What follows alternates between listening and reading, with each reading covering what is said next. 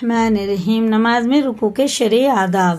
سر اور کمر کو برابر رکھنا، یہ مردوں کے لیے ہے، عورتیں تو جتنا ہو سکے آسانی سے جھک سکتی ہیں۔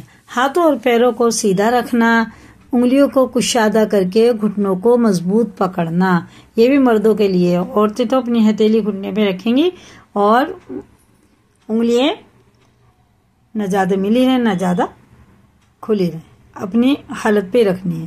خدا کا سامنے جھکنے کا دھیان رکھنا۔ نظر، یہ تو سب کے لیے ہے، اللہ والا دھیان۔